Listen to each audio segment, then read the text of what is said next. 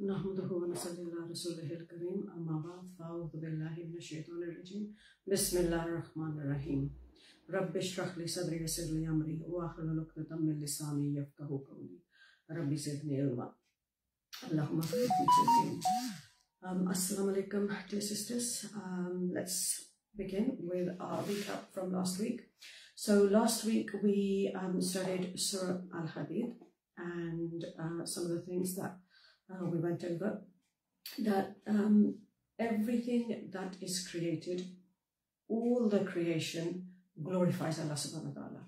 So everything that you see around you, you may think it cannot speak, you may think it is not, it doesn't have life, it doesn't have a soul, it doesn't do anything, but it also has a purpose. It is glorifying Allah subhanahu wa ta'ala.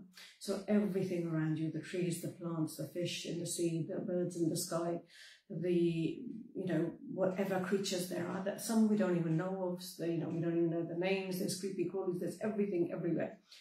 All the creatures, they glorify Allah subhanahu wa ta'ala.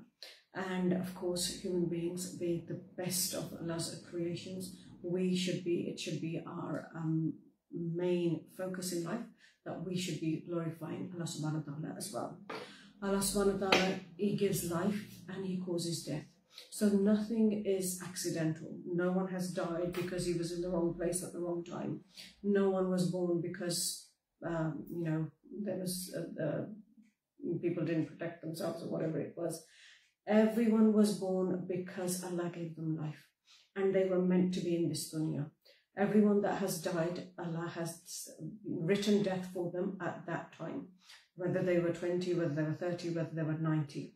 Because we often feel, yes, a 90-year-old, yeah, we can, cope with their death, we can understand death is going to be coming for him, but we seem to feel that someone that's young, a 5-year-old or a 20-year-old, then death shouldn't be coming for them. But Allah causes their death, as He causes everybody else's death. So life and death are in the hands of Allah subhanahu wa ta'ala. So we should never feel that it was too soon, or, we didn't spend enough time together, why did this happen to so-and-so, he didn't deserve it. Because these are all words we hear from people when we are when we are out and about and a death has happened and you go over, the family, you go around, and these are the sort of words people are saying, why did this happen to him? Oh, wish he hadn't gone to such and such a place. Oh, it's that illness. Oh, it's this one, this or that, the other. Life and death, they were both written for him, just as exactly as he's lived and as he has died. All preordained for him 50,000 years before the creation came into existence. Allah subhanahu wa ta'ala is the first and Allah subhanahu wa ta'ala is the last. So there's no, who was before and who's going to be after. Allah is always there. Allah was the first and Allah is forever. So, and Allah subhanahu wa ta'ala is the one who prevails over everything, the one who is high above everything, and there is nothing above Him. So Allah subhanahu wa ta'ala is above everything and everyone. He is near, and Allah subhanahu wa ta'ala knows everything. So you might think that, we can get away with things, we can do this, that, and the other, and Allah doesn't know. But Allah's knowledge is vast, and Allah subhanahu wa ta'ala hears everything. Whatever you have is temporary. All our belongings, our house, our car, our gold, our money, our jobs, our children, everything that we have is only temporary. It's not going to stay with you forever. And just like the houses that we live in, someone else lived in them before us, again, someone is going to live in them after we have gone. So it's going to be passed on to somebody else. It's like our gold, our grandmothers or our mothers had it before us, and now we will pass them on to our children, and they will have it after us. So it's everything that you have in this dunya is not solely yours. It's yours for a little while. It's yours for, whatever lifespan that you have, 40, 50, 60, 70, 90 years, whatever you're going to live, you've got these belongings. And whatever it is, it's not going to stay with you forever, and you won't be able to take it with you to the hereafter unless you make good use of it in this dunya. So unless you use that to please Allah subhanahu wa ta'ala, to give in charity, to make life easy for other people. So then that whatever you've had has been beneficial for you. Otherwise, you're going to leave it behind for others. And when we say others, we mean your children. It could be your children that you're leaving it behind to, and they could be classed as others as well, because it's no longer yours. And what are they going to do with it? Are they going to use it for good, or are they going to use it for bad? So it's going to be passed on to someone else. You're not going to be the owner of it forever and ever. Then we learned about Qarz Hasana, which is a good loan. And it is a loan that is given to Allah, meaning whatever you give for the sake of Allah subhanahu wa ta'ala. And it's called a loan because you will get a return on it. And you will get a better return on it, hasana, a better return on it. And whatever you give, you will get many folds more than that. Normally in this dunya, we give a loan, and most of the loans that general loans that we speak about, there's a little bit of interest on it. These loans, there's no, not a little bit of interest on it, but there is so much more hasana with it that you will get in the hereafter. So it's a loan that you give for the sake of Allah subhanahu wa ta'ala.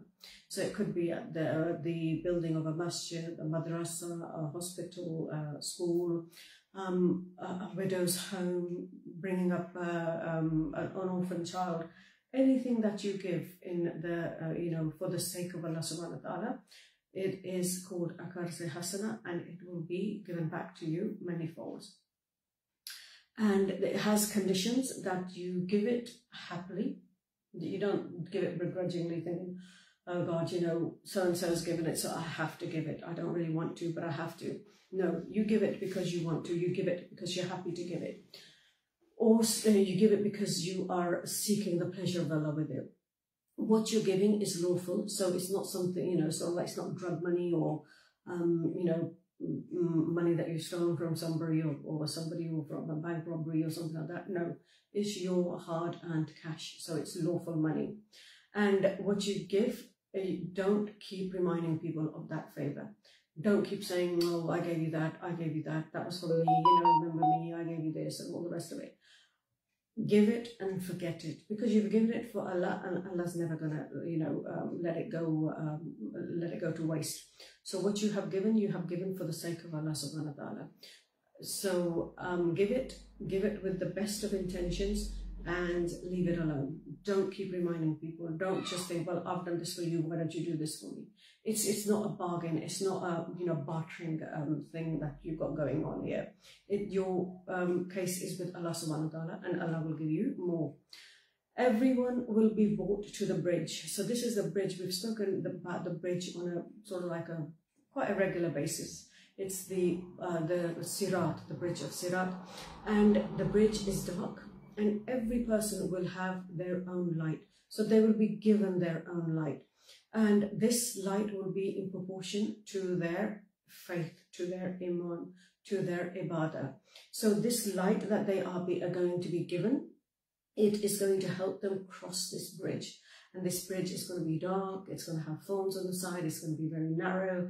And the only thing that will help you navigate is the light. And remember, we said some people will be given a huge amount of light. It will be like a mountain, so they'll have no problems. And they'll get over the bridge like the speed of lightning.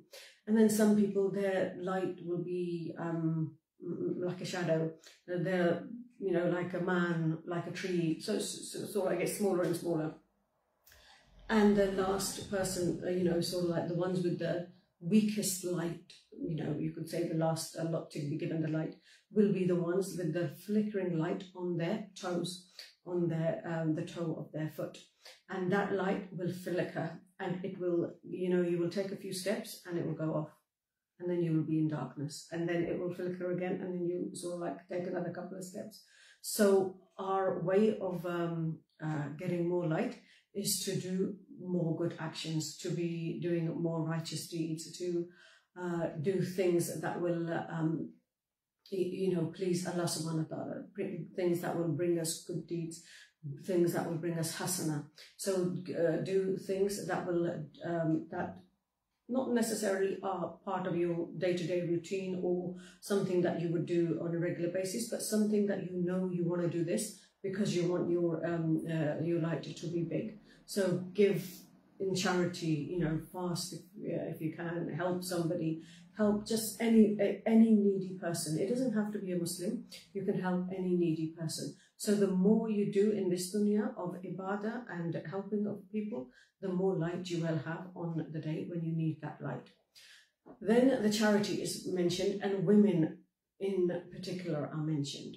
because women should not rely on their husbands to give their sadaqah, because women usually think that my husband gives it, so I don't need to.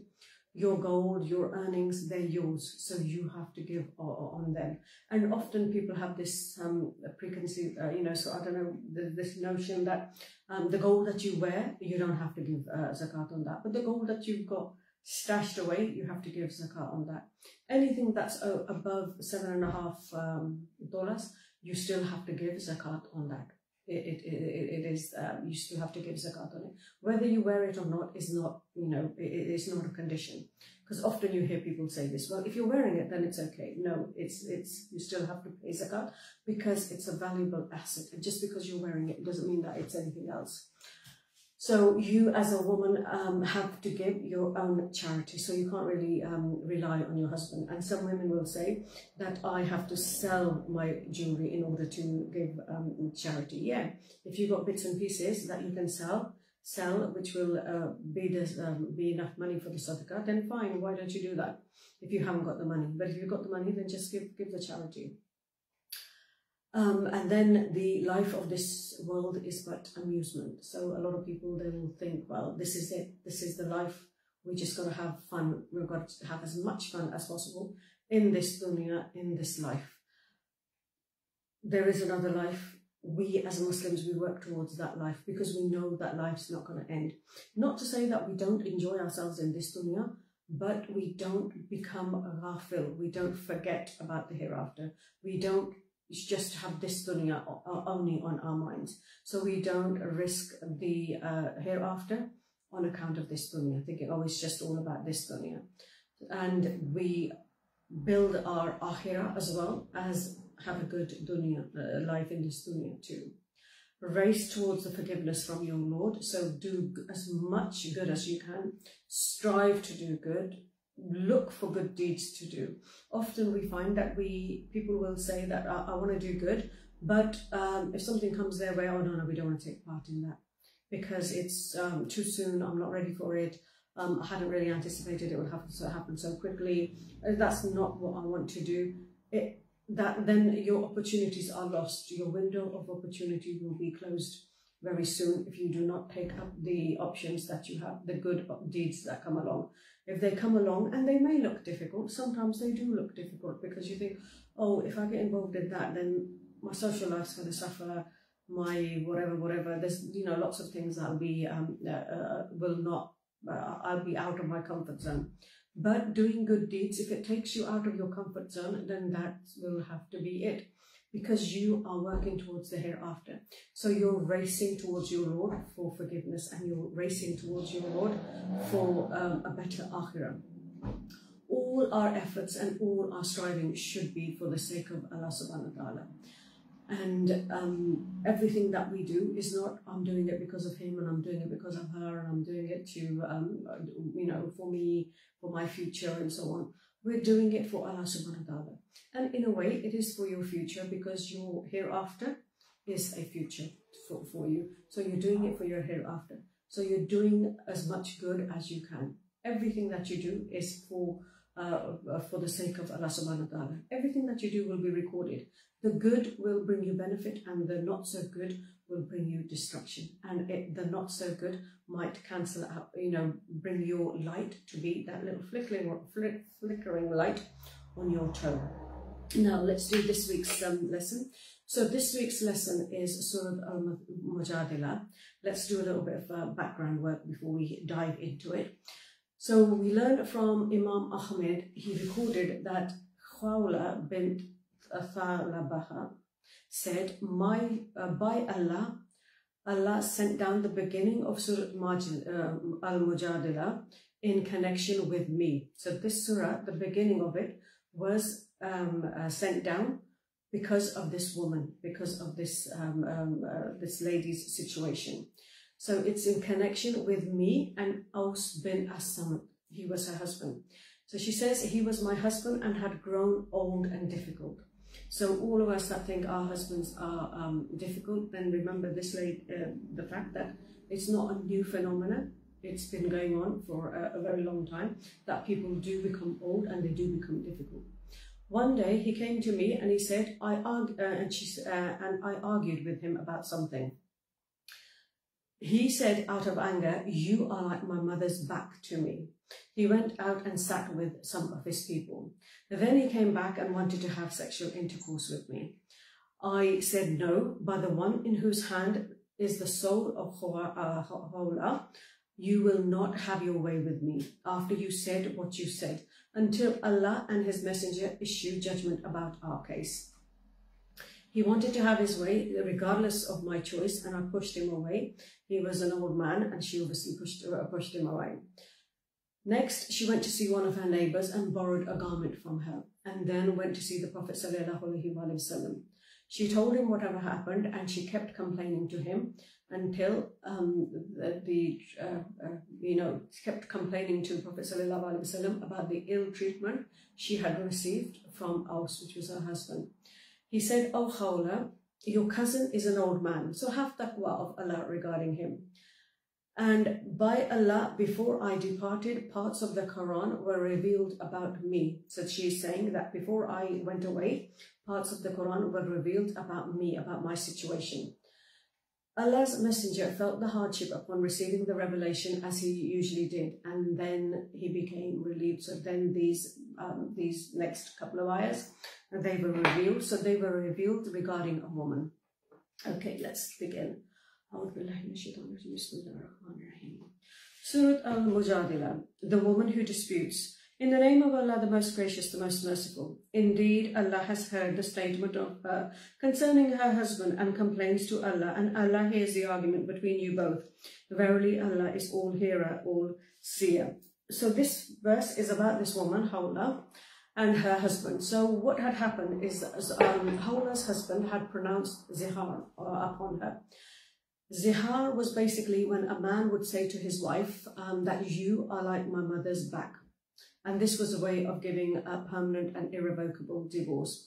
So when her husband said this, she came to the Prophet ﷺ asking, is my marriage still valid?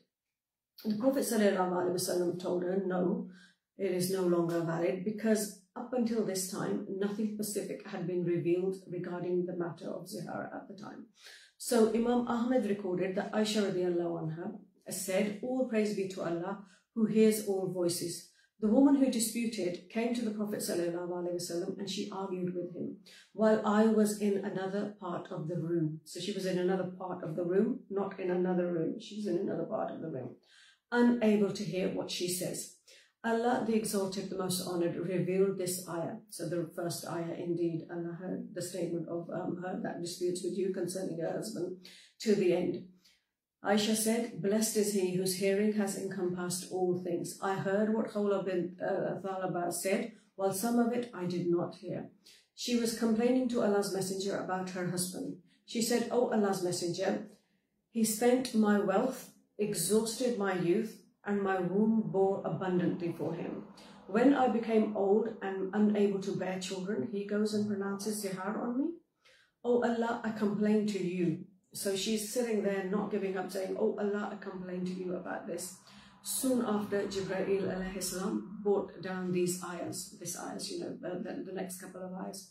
So Khawla, she complained to Allah, she begged and she pleaded that if you think about the whole thing, the law regarding zihar could have been revealed without this incident. It could have been revealed without this woman. Or it could have been revealed even before this woman experienced this. But she was honored by becoming the cause of the revelation of this law. And we are taught the law regarding this matter first by being reminded of the fact that Allah heard this woman. So every time we read this, it's due to this woman having come over to the Prophet ﷺ and asking about her situation, asking about her rights. So Aisha radiallahu anha was in the same room and did not hear everything. But Allah subhanahu wa ta'ala heard her. Allah heard this woman. And she was defending herself. She was arguing and fighting for justice, meaning that she was not accepting the injustice that was done to her. So she spoke out because she wanted a solution. She spoke out because she wanted to save her marriage. And when she did not get the help from the people because they weren't able to offer their help, she didn't quit. She pleaded to Allah, she complained to Allah, and Allah subhanahu wa ta'ala heard her.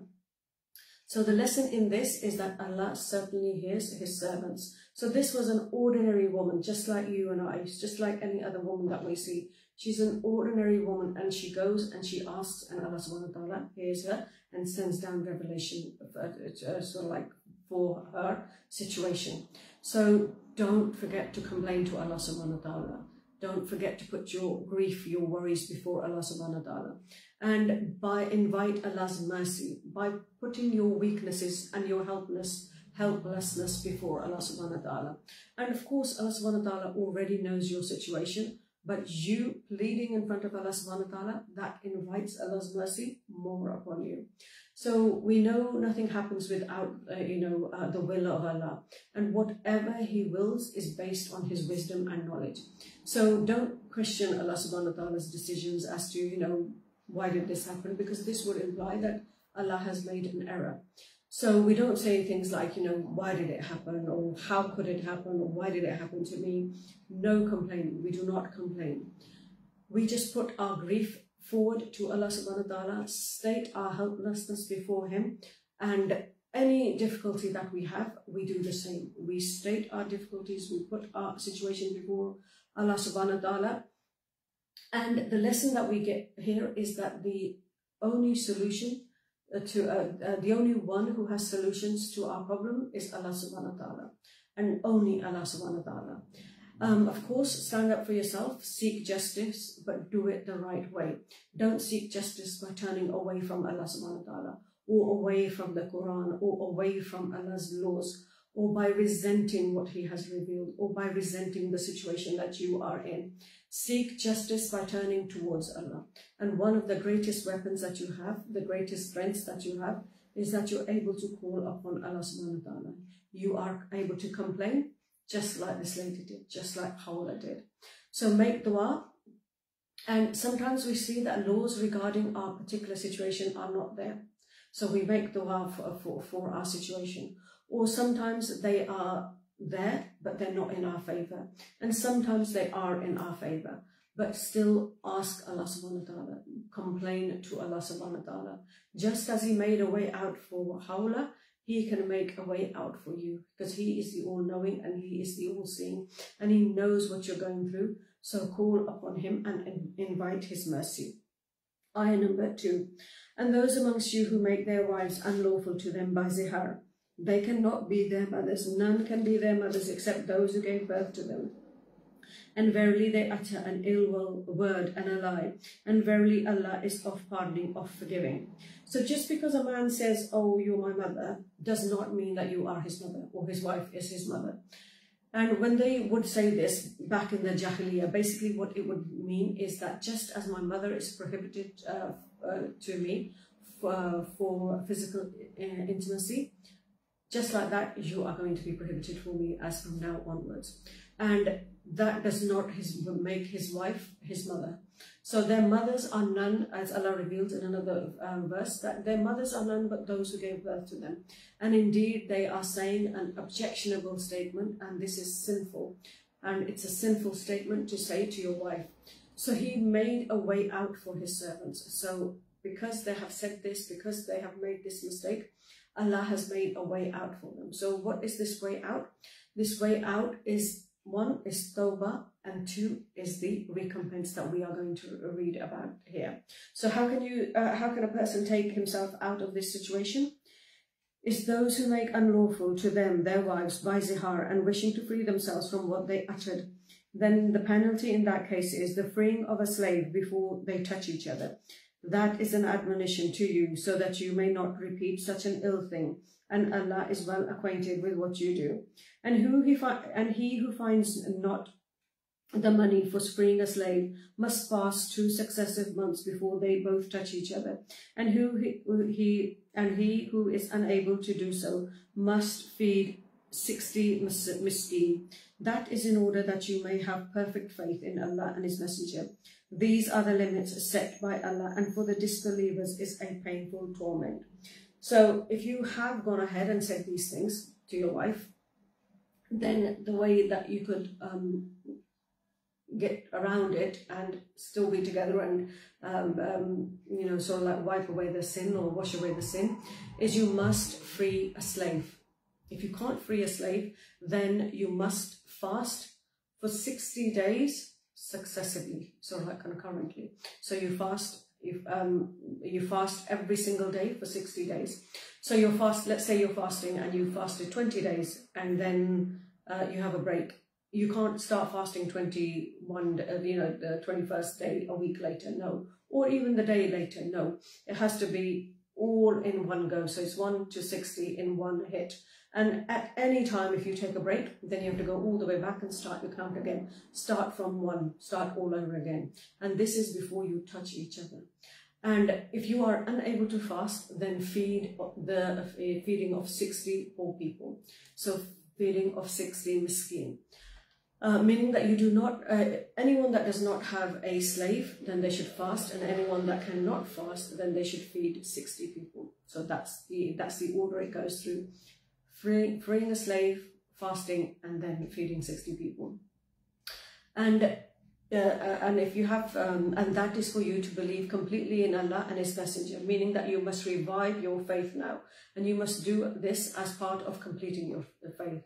So we see here that pronouncing zihar does not affect the marriage like they had thought it did, or they had assumed it did.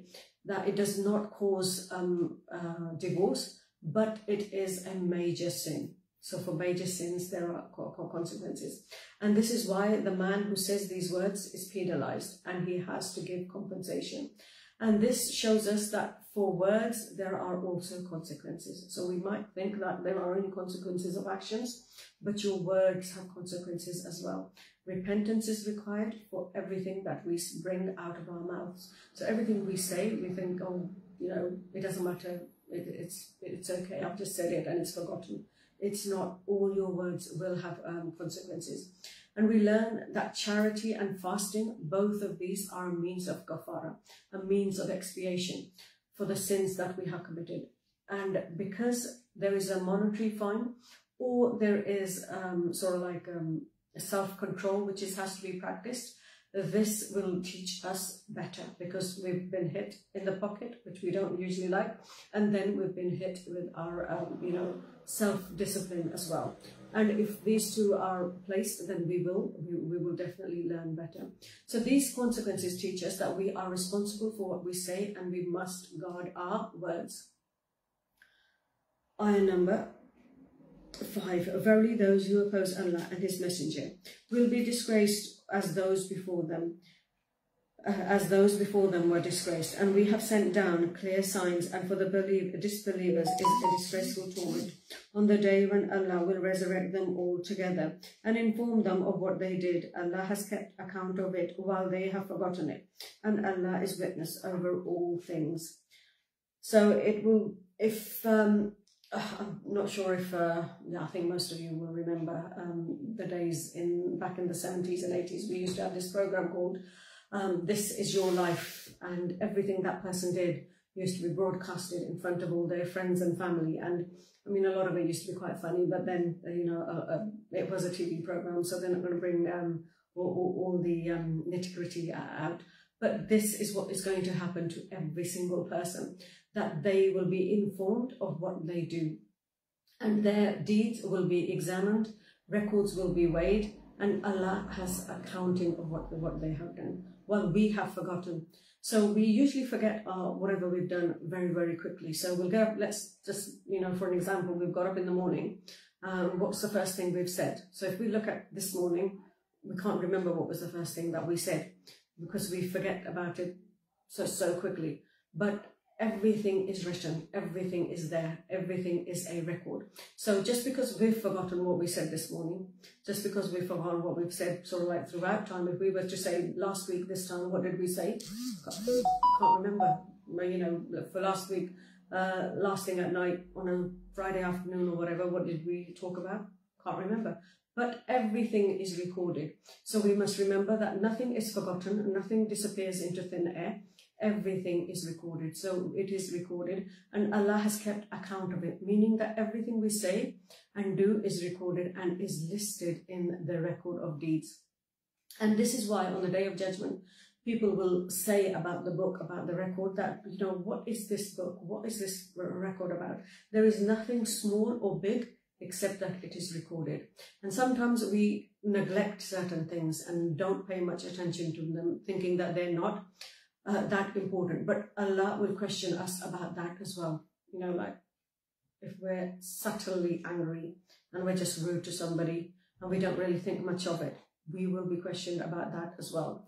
Or, you know, like we sort of like we're making gestures to somebody, like move out of the way or something. We don't think anything of it. We don't think it's that important. We don't think it's hurt anybody. But that is recorded as well, and we will be questioned about that as well.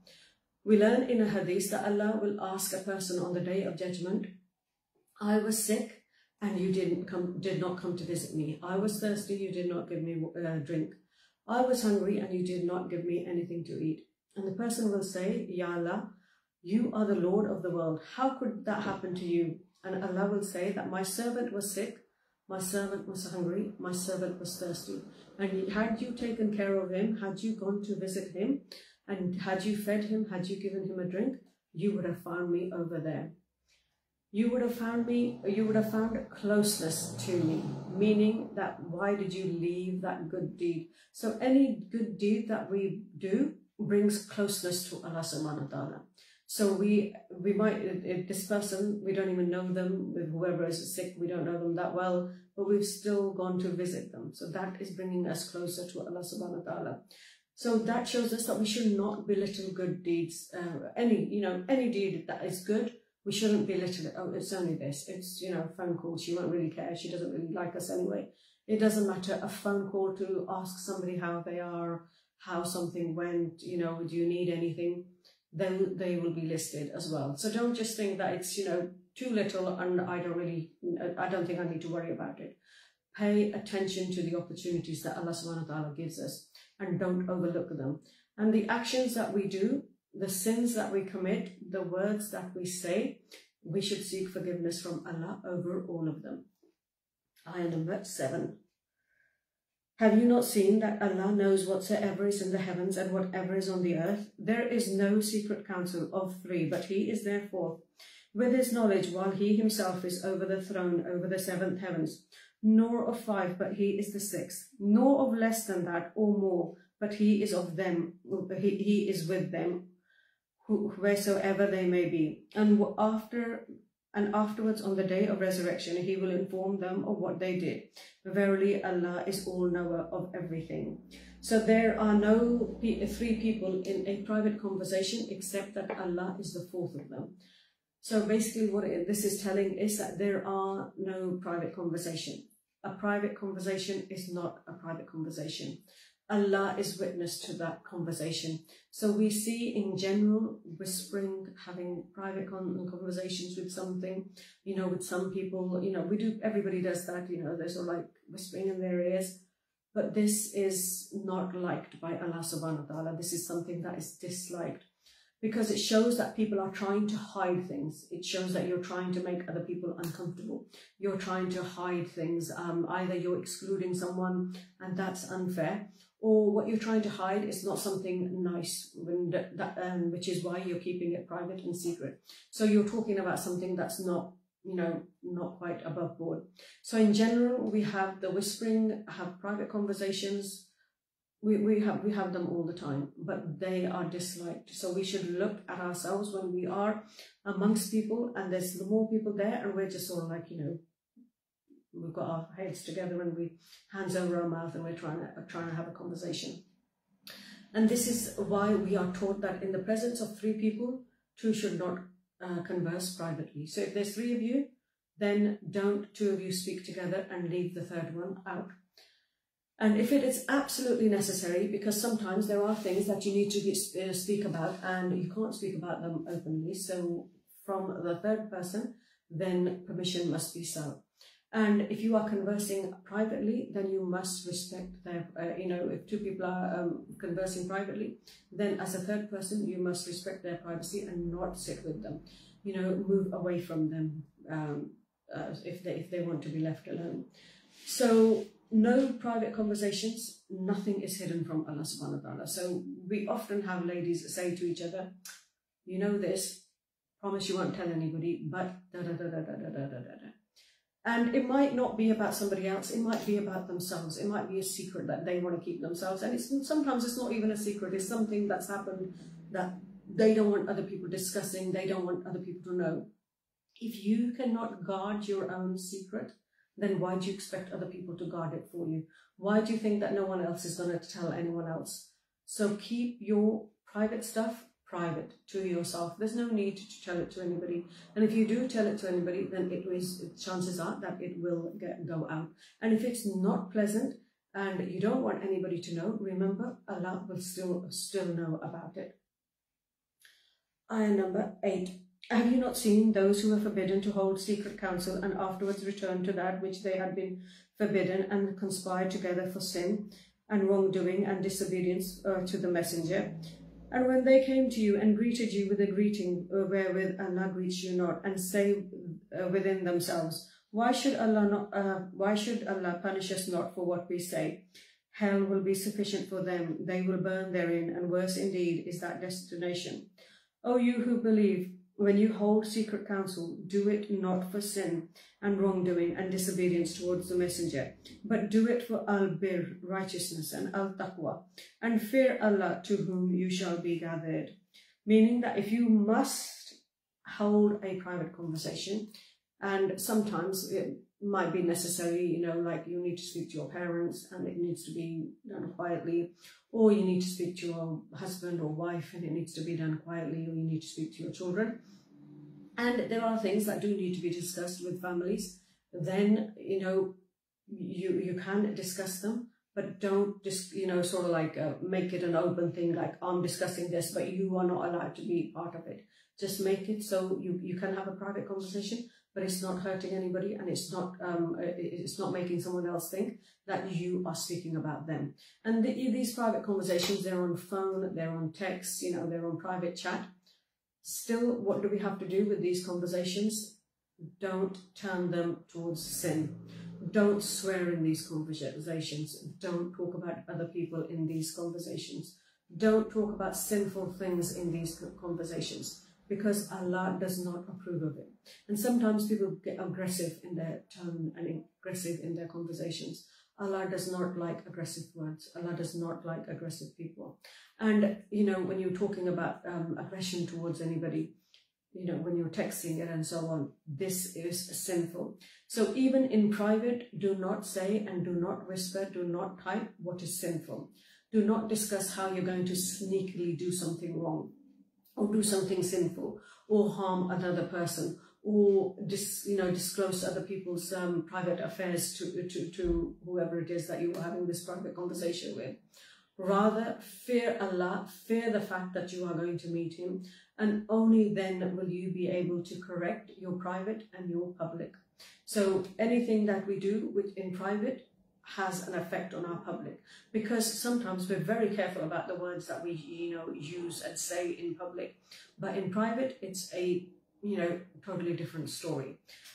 Sometimes our words are inappropriate, so we really have to be careful, because we may think that in private nobody sees us, but Allah subhanahu wa ta'ala still sees us. So what we say in public is how we should remain, how we should be in private as well. So He hears what we say in public and He hears what we say in private.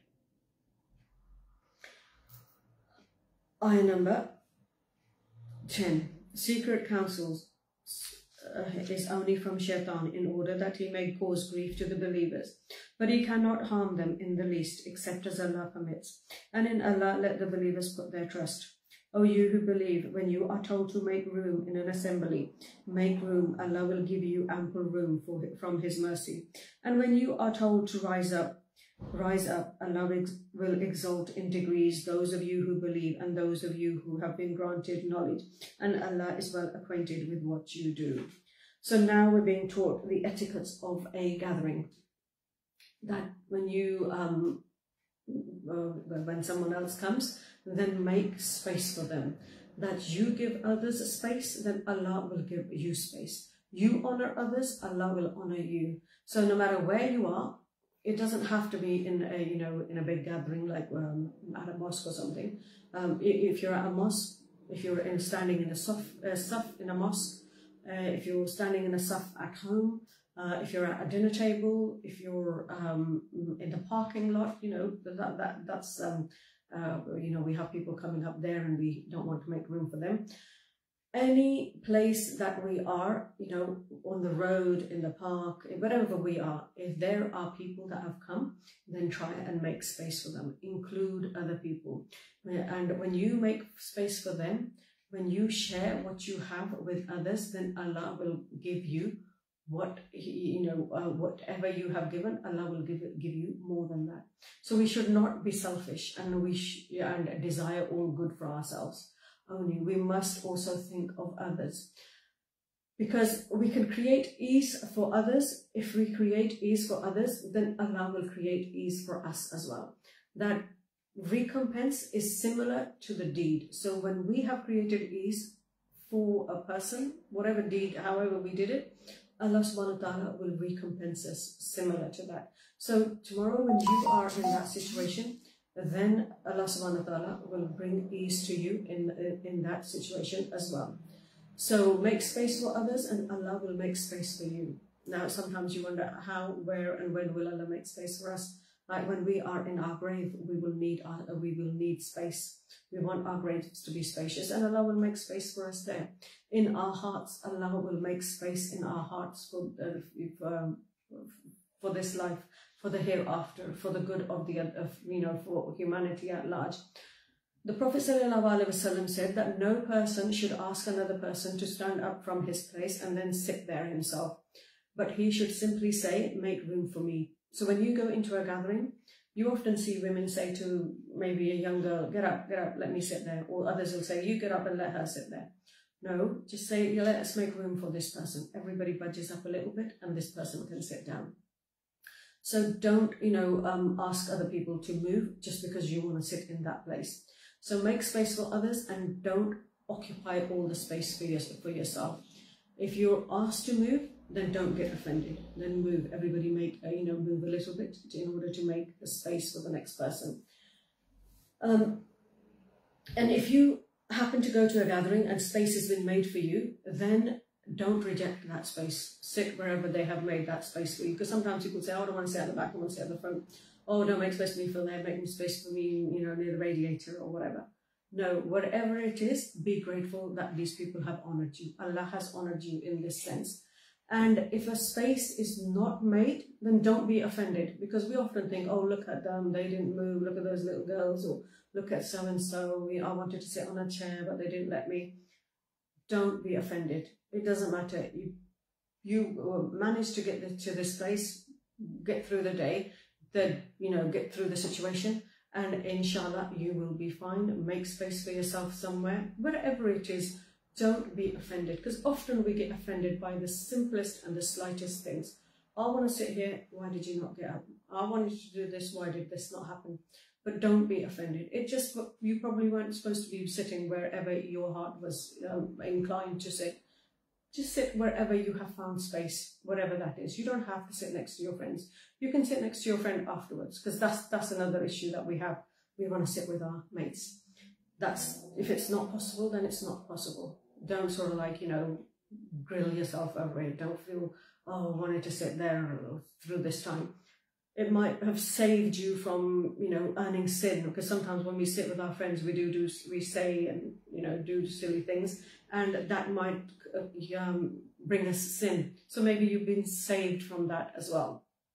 So don't be offended if you are not given the space that you want, where you want. Ayah number 12. O you who believe, when you want to consult the messenger in private, spend something in charity before your private consultation. That will be better and purer for you.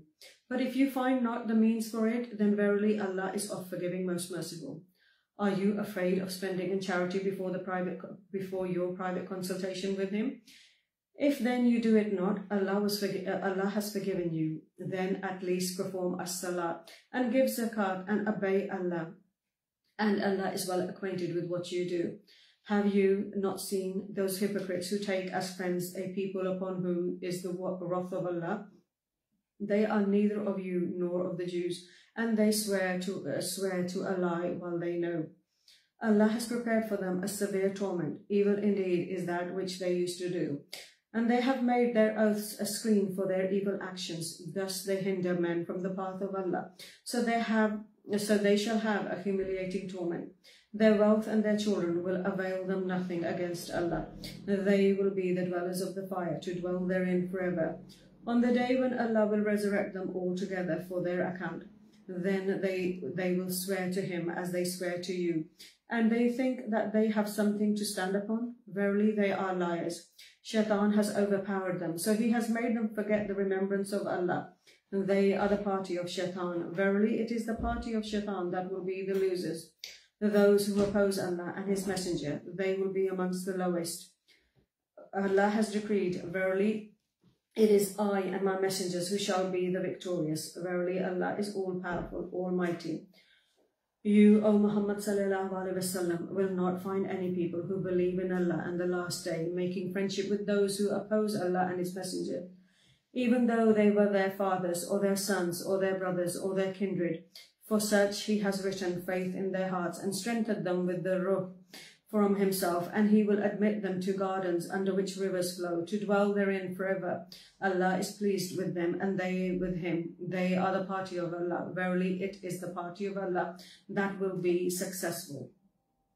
Meaning that even if it is your own closest family members who are mocking Allah, mocking Allah's religion, mocking the book, then you must make clear your loyalties.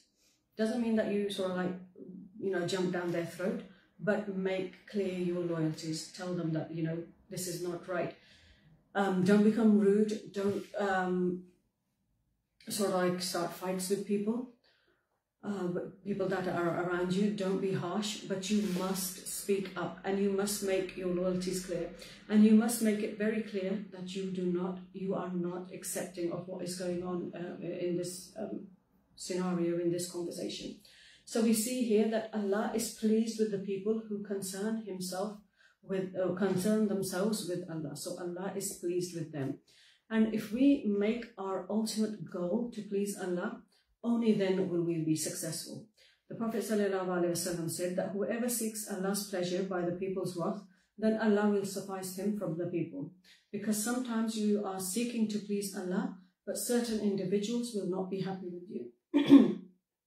And that those individuals could be your family members and so on.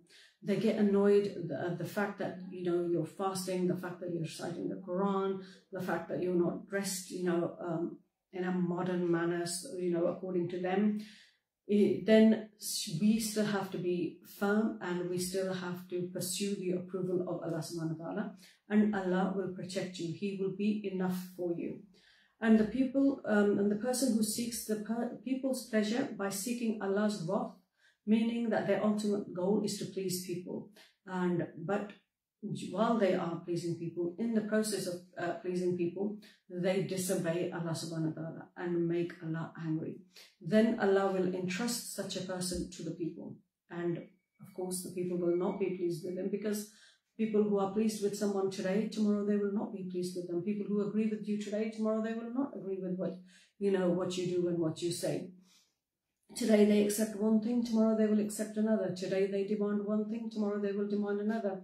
So don't destroy yourself, don't ruin yourself by seeking the approval of people. And we have seen this within our families, where Allah subhanahu wa ta'ala has given people rights, your daughter's rights, your son's right. But as a parent, people have often misused that because they are afraid of the community, they are afraid of the people. So they're trying to please the people.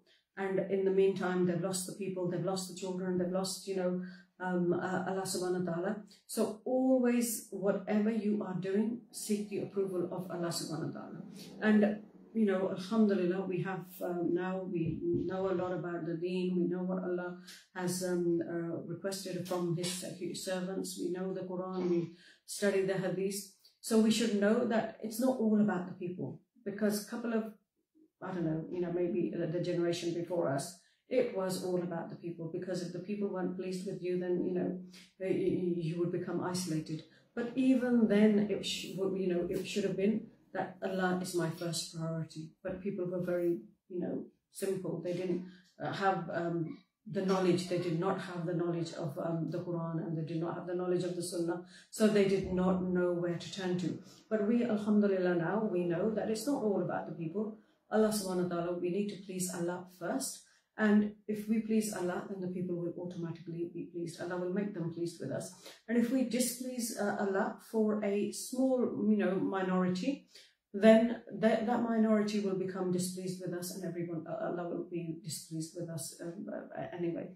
So then we are inviting the wrath of Allah upon us. So always be of those who seek to please Allah subhanahu wa ta'ala. Let's quickly summarize our learning.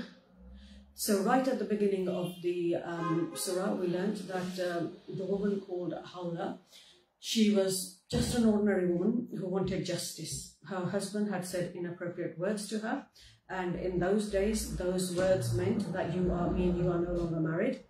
And she didn't want that. She had children, she was old, she had nowhere to go. You know, why should a man use you and abuse you? She said that, you know, he's consumed my wealth, he's consumed my youth, I've borne many children for him, and now he wants rid of me. This, you know, this is certainly not fair. So she came and she pleaded in front of she pleaded in front of the Prophet sallallahu alaihi wasallam. She pleaded to Allah subhanahu wa ta'ala, and Allah subhanahu wa ta'ala sent down a way out for her. So the beginning of the ayahs were due to this woman who had come with a situation. And with this situation, nothing had been revealed regarding this situation before.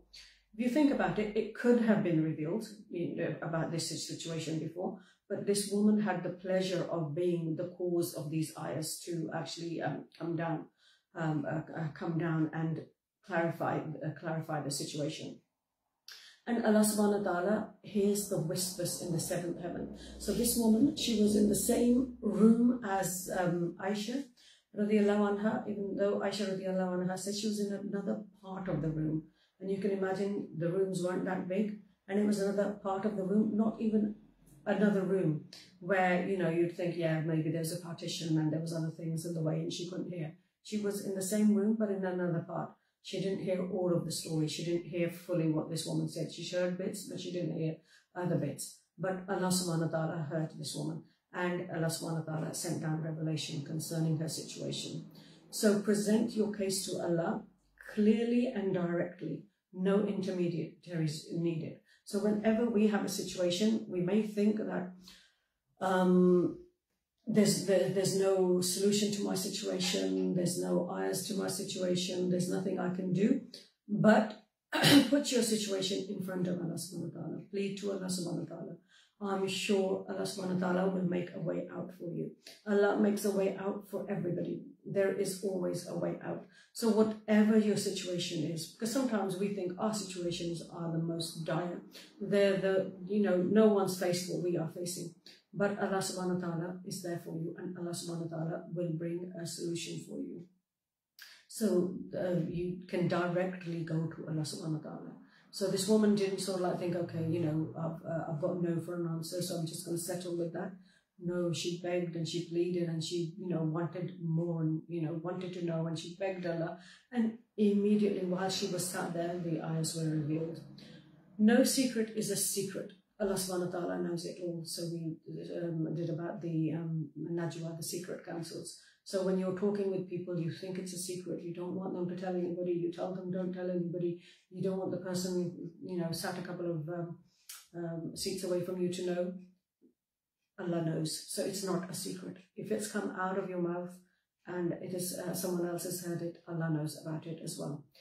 The etiquette of a gathering, make room for people, and Allah will make room for you. So when you are in a gathering and somebody comes and you're all sitting nice and comfortably, all spread out, then make room for this person. Don't sort of like think, okay, now let them stand or whatever. No, make room for that person. Open your heart towards that person and let them come in. Let them sit next to you. Let them, everybody squeeze up a little bit and let this person come. And holding secret talks promotes sin and aggression. When two people are talking together, naturally the third person will think that they are talking about them.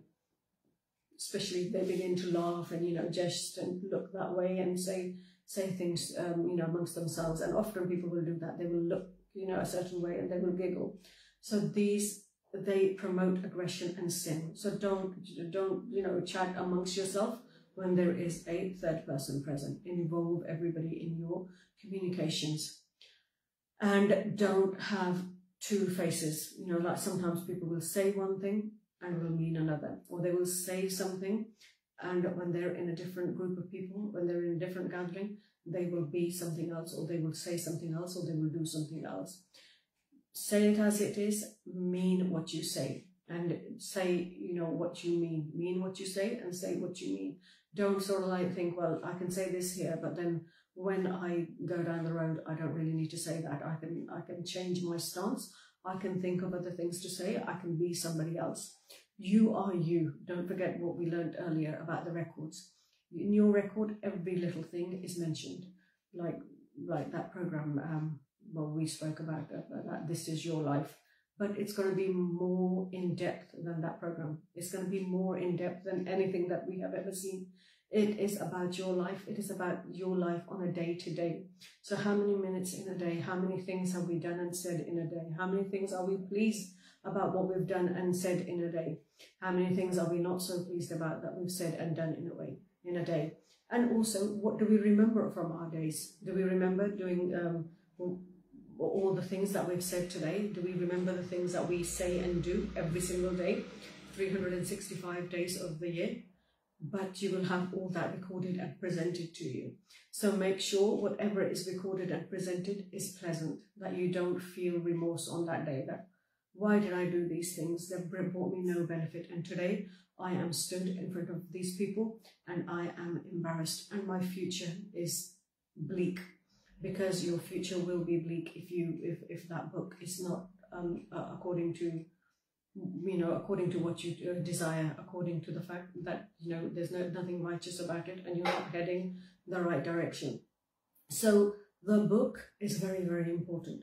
And the book here as well, the Quran, is very, very important, because this will erase your sins. This will teach you about the life, that you are supposed to be living, what Allah's rules and regulations are, what Allah's laws are. When we have this, then the other book, we have a good chance that the other book will be good as well, that we will have good things in that book, because this book is teaching us how to fill that book, fulfill, our day-to-day, in order to, what we will have in that book because of this book. Right, so let's say goodbye to our Facebook friends.